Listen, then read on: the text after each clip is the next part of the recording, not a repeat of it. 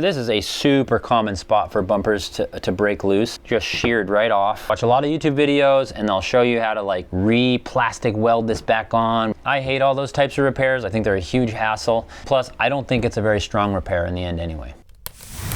If you've driven a car for any length of time, you've probably dealt with this. Especially on these low riding cars with plastic bumpers, it's really easy to catch a curb as you back out, or you slightly bump something in the front and the wings of your bumper pop out. If you've been following along with the channel, you know that I am flipping this car for profit, and so I need looking its best. And these bumpers popping out everywhere is a really tacky look, so I've got to get them fixed. So on this car, I've actually got 3 out of the 4 corners with bumpers that need fixing. Now this front corner, I can tell already it's going to be a little stubborn, a little more difficult, and the standard zip tie methods might not be enough. So obviously we're going to need a lot of duct tape. No, I'm just kidding. I'm going to show you how to make this look really good without having to resort to glue, plastic welding, or drilling a whole bunch of ugly holes. So let's get into it. Okay, so starting in the back corner, this is kind of the best case scenario for bumper damage because I can tell that nothing's been broken. It's just been popped out and misaligned, and now it won't go back in. But as you can see, this whole line of clip holes is meant to go in this slot, but it's been pinched and bent down. So hopefully all I have to do, lift that back up into the slot, and this whole thing should hopefully clip right back in place. Got this paint can opener, which actually I think is gonna be perfect to like pull the plastic up. Yes, yes. And then simultaneously slide it into place. There we go, a little love tap. Boom, baby. So now that the bumper's pushed in, it's really drawing attention to this dent. So I might just get inside and see if I can pop it out real easy. So I'm just gonna start at one edge of the dent and I'm just gonna slowly push out. That actually popped out really nice. Tiny little crease there, but I don't think anyone would notice that unless they're looking really close. Let's move up front.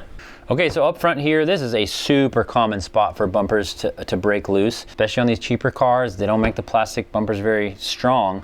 And so what generally happens is you either hit something up front and it pops the bumper out, or you're backing up and it catches on a curb or something and then it just rips straight out. And you can see here the tab that's supposed to fit in and hold the whole thing up just sheared right off. That thing was meant to be on here and hold the whole thing up. Super flimsy.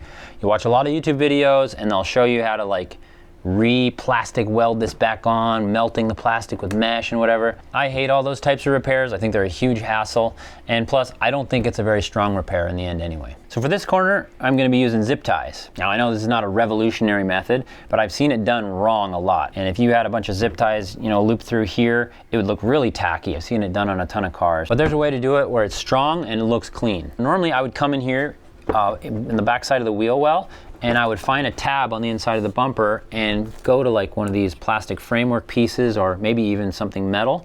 But as you can see on this car, without that tab at the top, there is like literally nothing for me to get to and drill a hole in. I'm gonna have to do this back edge as my fix point, and I think I can hide the zip tie on the underside and inside so it won't be as noticeable. So I'm just gonna select a drill bit that is gonna make a hole that a zip tie will pass through. So I'm gonna size it up. So I just need to pick a spot here that's gonna have enough meat to provide strength. So I don't wanna go too close to this top edge. And I obviously wanna get this big chunky piece of the zip tie on the inside so that all that's sticking out is one pass of the band. And I think I'm gonna need a tiny bit more length to reach up that far, so I'm gonna join 2 together. I'm gonna take my loop to the back of that bolt.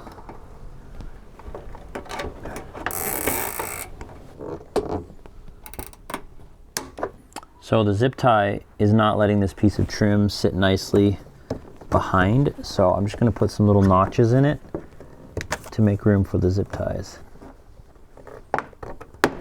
Okay, I'm pretty happy with this. It's not 100% perfect, but there's no fasteners distracting you. It's not sticking out. You'd have to look underneath to see this zip tie, and it's a black one that matches the paint, so it blends in really nicely. We'll put a link in the description for some zip ties that you can actually pick the color that matches your paint best. Now before we get on to the finale, if you haven't already, make sure you like the video, leave us a comment, and more importantly, subscribe to the channel, because we've got lots of upcoming content for you in the future. Okay, so this right front corner is similar to the other side where this tab here got totally sheared off. Still part of it up in here. So there's nothing that we can grab with any zip ties here.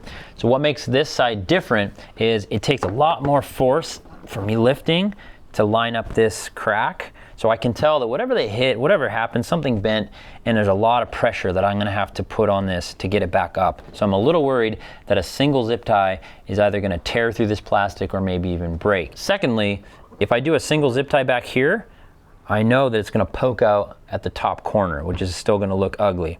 So I can tell that I need to pull the bumper in down here somewhere, like that, so that it sucks that front corner back in. So I'm gonna have to support 2 points for this fix. For this point up here, it's gonna be a longer reach, so you can use a whole bunch of zip ties daisy chained together to do that. But what I really like to use is baling wire.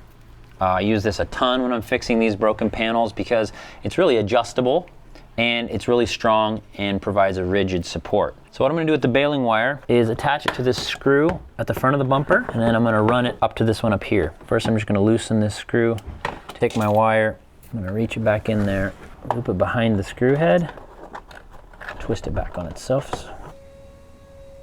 All right, so before I get too carried away, I'm just gonna test my theory here, but I think if I pull, oh yeah, look at that. It's gonna pull that in nicely. I'm gonna loosen this 10mm bolt right here. So now I can get the baling wire over the bolt. Now I can lift the bumper up as I pull the wire through and then bend it down to hold my position. All right, it's a little hard to see, but I basically just tied a knot with that free end of the wire around the nut so that it's not gonna slip. And now I'm tightening the bolt back down. Now moving on to this back side here, I'm gonna drill some holes with a zip tie. Just like the other side, I'm gonna make my long zip tie with 2 tied together. And so that it looks pretty, I'm coming from the back side again. And now the zip tie goes over the back of this bolt. All right, I'm pretty stoked. We took bumpers that looked like this, turned them into this. So the lines are nice and clean now, and when I go to sell it, it's not gonna be a big eyesore. Make sure you keep tracking with the flip project. Next video, we're gonna tackle that nasty piece of paint work, which is gonna be a doozy. And you're gonna wanna check out the video we already made on how we cleaned the super gross headliner in this bad boy. Thanks for watching.